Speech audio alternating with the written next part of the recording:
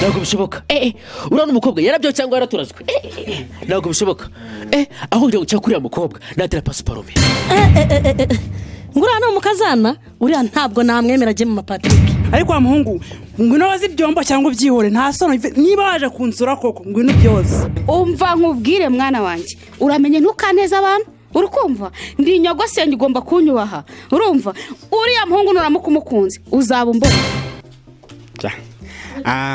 nkazana umukobwa makamwanga bikanga akamugaya ibintu nk'ibyo ngo no mu cyaro mbese ibintu byinshi cyane gusa kandi nanjye mukunda mwakoze cyane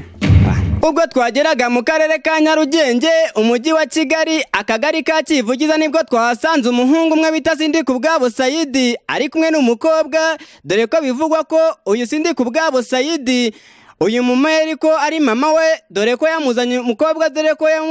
yamuzanye bamara kumutera inda uyu mumeri akaba atabyishimiye dore ko twaganirije mama w'uyu Sindikubwabo Saidi atubwira mwaya magambo murakoze kuza hano rwose nk'abanyamakuru je nagira ngo nsaba ubuvugizi mu ntabarize umuhungu wanje yarananiye azana umukobwa wanje ngo yamuteye inda namujyana handi amunkuri ruhande je byo ntago nabyemera rwose mu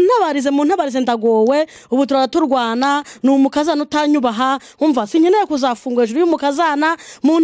ntabarize je nsabye imbabazi ndabatabaje nk'abanyamakuru mu nyumve mu mvuganire je mama Patrick meze nabi ndagowe muze mu nkurira umukobwa mu nkurira cyane mu rugo dore ko twavuye ku uyu mumama tukajya ko bita Sindikubwabo Saidi bivugwa ko yazanye umukobwa iwe atubwira mwaya magambo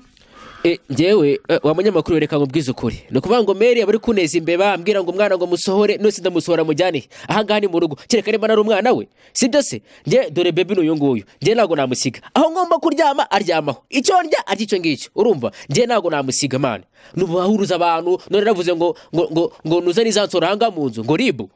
siza njyahubwo Mary nje sinzi ibintu bari kunkorera bari kuneza imbeba rwose Mary dore ko twavuye ku uyu Sindikubwabo Saidi tukajya ku mukobwa avuga ko yateye inda y'abakecuru iminsi barancanze ni gute nyoko bukwe aza guhagara hejuru mu cyumba sinzi ngiye akagakecuru ndaza gukamena narakiyamye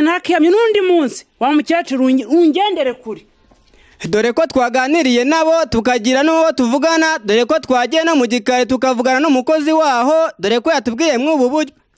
rwose icyo nabivugaho ahangaha hari intambara ziteye ubwoba rwose udusabira ubuvugizi njya kumva nkumva umuhungu na nyina baragigiye nkajya kumva nkumva umukazana na nyirabukwe baragigiye nkabura uwo mfata nkabura uwo ndeka mudusabire ubuvugizi nari bize rwose dutabare hano ibintu bimeze nabi abantu bararabarwana murakoze dore ko ibisigaye wikurikiye tuzabigeza mu makuru ataha yari Hakizimana Bilali Canganya TV